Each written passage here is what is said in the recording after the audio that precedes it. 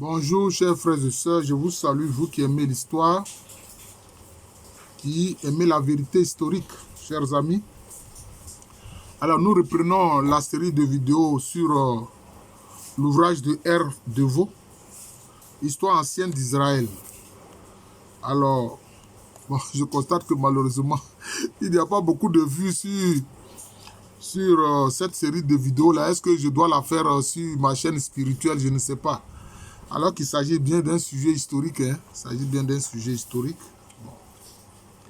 Alors, donc, nous allons lire un passage, n'est-ce pas, de cet ouvrage Histoire ancienne d'Israël. Et puis, bon, si nécessaire, nous ferons des commentaires.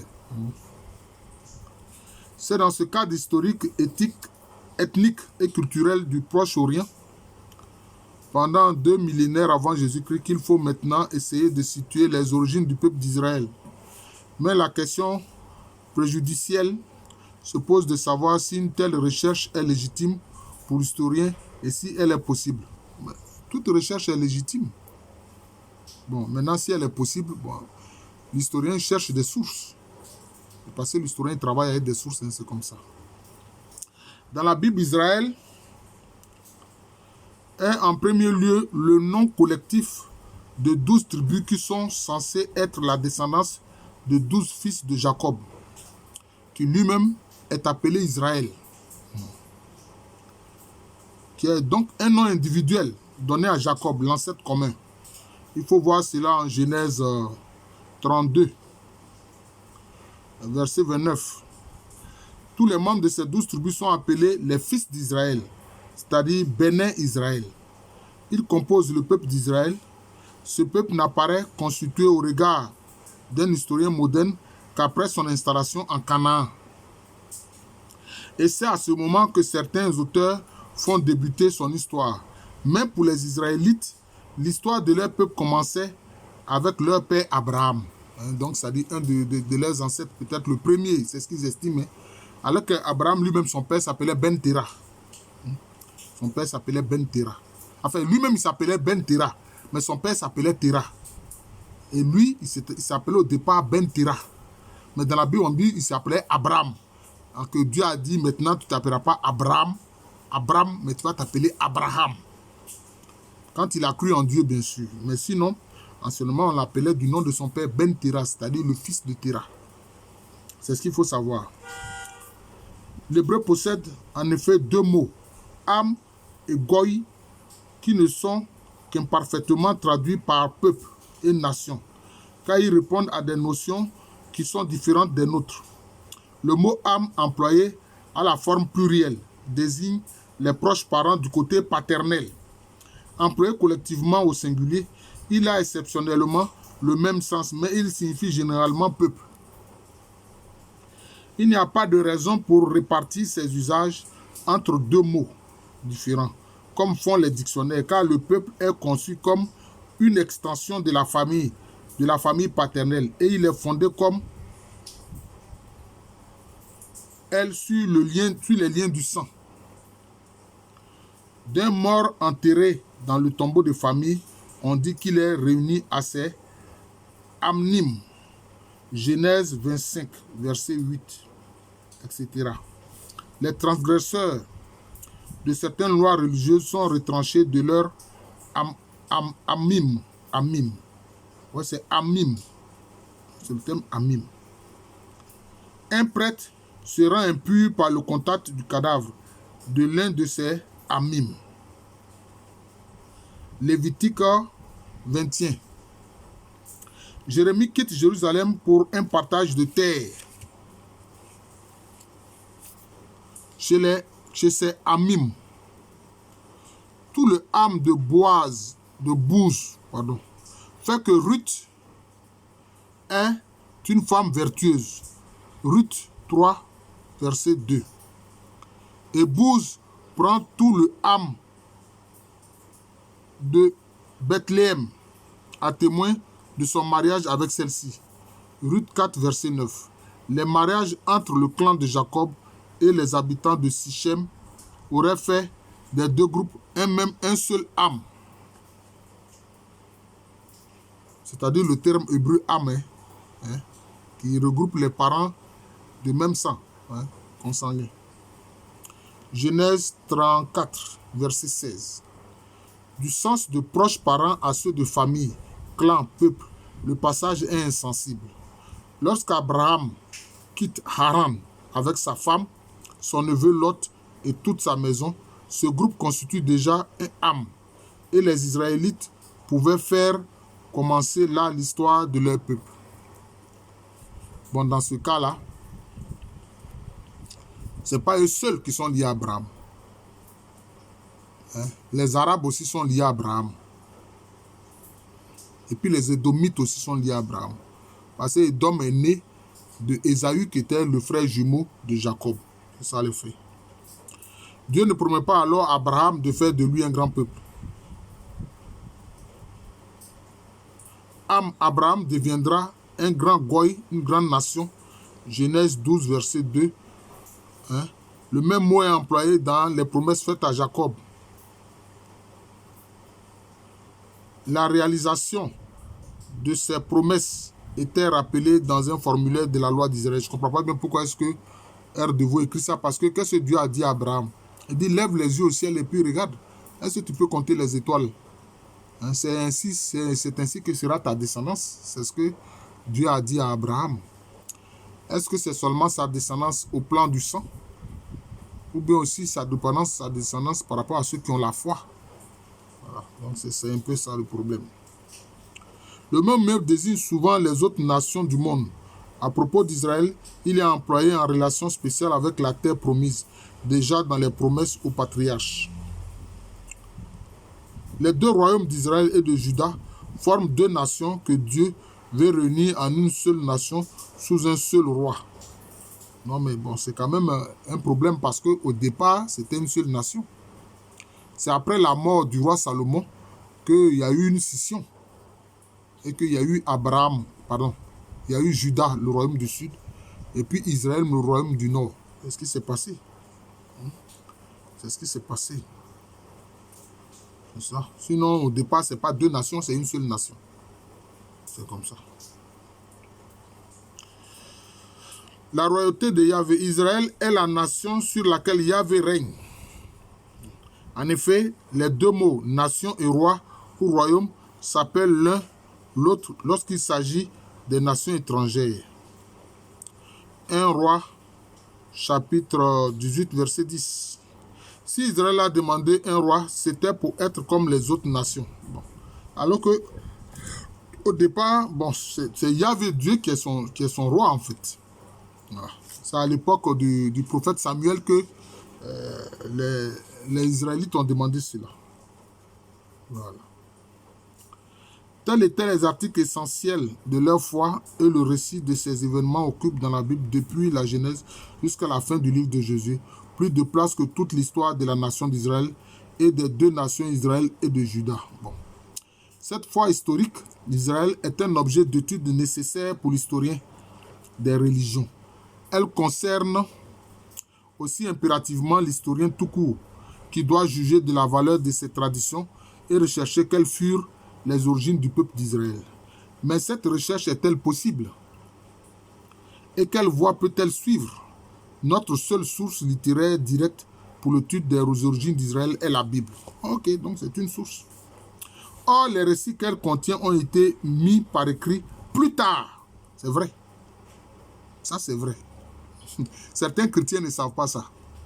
C'est surtout Esdras.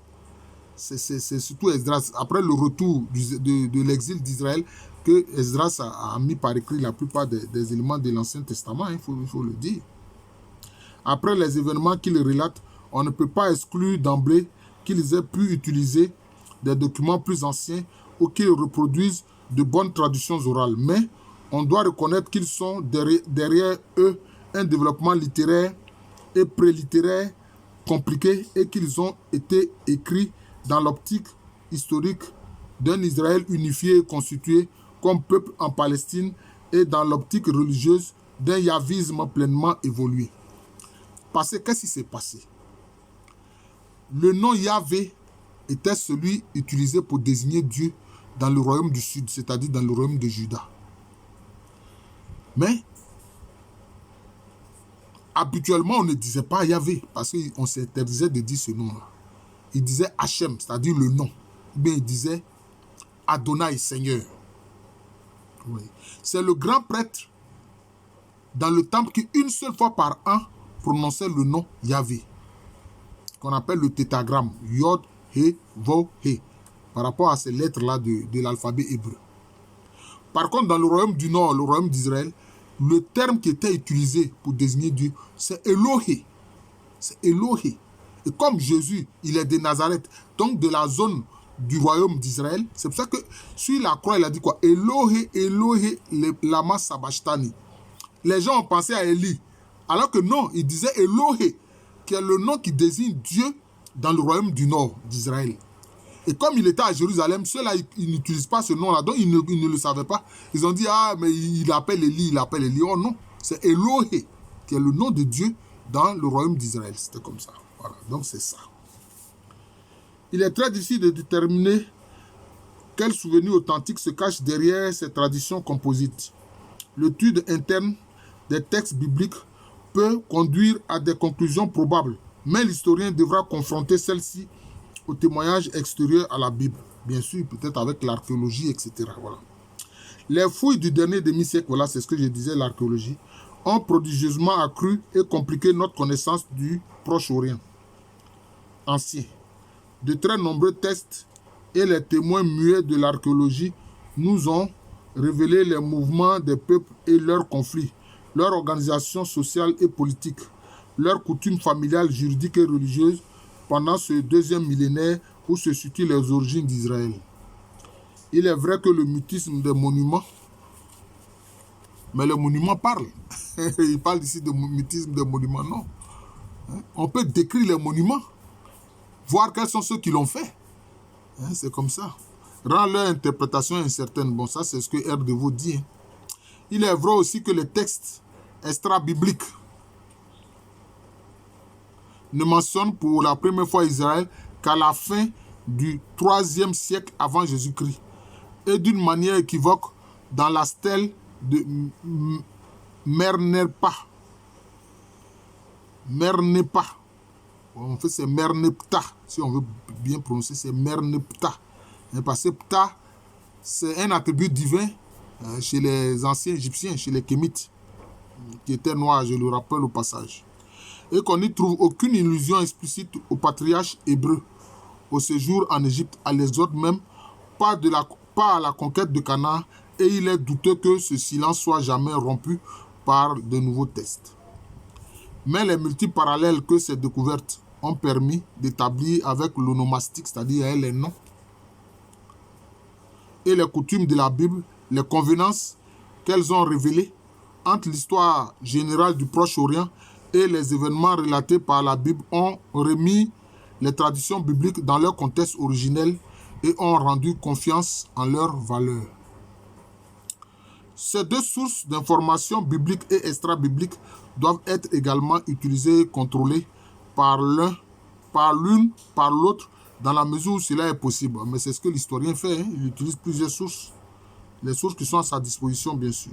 Selon leur formation et leur attrait, certains historiens, concentrant leur étude sur le texte de la Bible, seront plus impressionnés par les difficultés qu'il soulève et ils seront exposés à minimiser son contenu. Bon. D'autres seront plus attentifs au cadre extérieur dans lequel les récits bibliques s'insèrent d'une manière qui satisfait leur jugement et ils seront tentés de surestimer la valeur historique de ces mêmes récits. Or, l'historien doit être lucide. Devant les sources, il doit être lucide. Il doit les passer au crible de la critique. C'est de ça qu'il s'agit. De la critique interne et de la critique externe. Voilà, c'est ce que l'historien fait. Donc, il n'a pas à minimiser ou à surestimer. Non. Il n'a pas à minimiser la source ou à la surestimer. Non. Il apprend telle qu'elle se présente et puis il la critique. C'est comme ça. Il la commente aussi. Il commente la source. La bonne méthode conseille de le faire de deux côtés. Ils apportent de positif. La bonne méthode conseille de le faire en examinant d'abord ce que dit la Bible, bien sûr, avec toutes les ressources de la critique textuelle et littéraire et de la critique des traditions. C'est ce que je disais. À chaque à chacune de ces étapes. L'historien gardera constamment sous son regard les témoignages extra-bibliques des textes et de l'archéologie qui l'aideront à former son jugement et à décider des options. Bon, on a vu que R. quand même, jusqu'à ce que j'ai présenté concernant cette série-là, il a eu recours aussi aux hiéroglyphes, c'est-à-dire à ce que disent les Médou Nétiers, c'est-à-dire les écrits des anciens Égyptiens. Voilà, c'est ça le fait. Voilà. Donc, ce sont tous ces éléments-là qui aideront l'historien à former son jugement et à décider ses options. Sous cette lumière extérieure, ce que l'examen interne des tests retenait comme simplement possible pour apparaître comme vraisemblable et l'agrément de ses conclusions avec l'histoire générale pourra permettre de tracer une esquisse des origines d'Israël très incomplète et en bien des points hypothétiques. Mais l'historien sait au départ qu'il ne pourra pas écrire une histoire de ses origines. Ses sources sont trop peu nombreuses et trop incertaines. Bon. Même quand les sources sont nombreuses, ça n'empêche pas l'historien de faire son travail. Alors, je vais m'arrêter là. Je pense que la vidéo va faire environ 16 à 17 minutes. Maintenant, il y a la suite. Ce sont les traditions patriarcales. Les traditions patriarcales que nous allons voir prochainement. Voilà. Nous allons voir prochainement. Il faut dire que le livre de R. Deveau est assez volumineux. Hein. C'est très volumineux. Hein. C'est très volumineux, il faut l'avouer. C'est un livre qui est très très volumineux. Il fait combien de pages? Plus de 600 pages. 625 pages. Et plus même. Parce qu'il y a des éléments, notamment les index, etc. Avec les index, etc. Bon, voilà. Donc, c'est ça. Je vous remercie. Je suis le professeur Alou Kwame René, professeur titulaire d'histoire à l'université Félix Houphouët-Boigny, université qui est à Abidjan, c'est à Cocody, c'est en Côte d'Ivoire, un pays situé en Afrique de l'Ouest. Je salue mes abonnés aussi qui sont sur ma chaîne spirituelle. Peut-être que je vais sur WhatsApp envoyer, poster ou transférer cette vidéo aussi sur ces éléments de WhatsApp où je poste habituellement mes vidéos qui concernent les sujets spirituels. Voilà. Parce qu'on ne peut pas parler de l'histoire d'Israël sans avoir recours à des aspects spirituels, ça c'est clair. Voilà. Donc j'enseigne à l'université Félix Houphouët-Boigny, université qui est à Abidjan, c'est à Cocody, c'est en Côte d'Ivoire, un pays situé en Afrique de l'Ouest.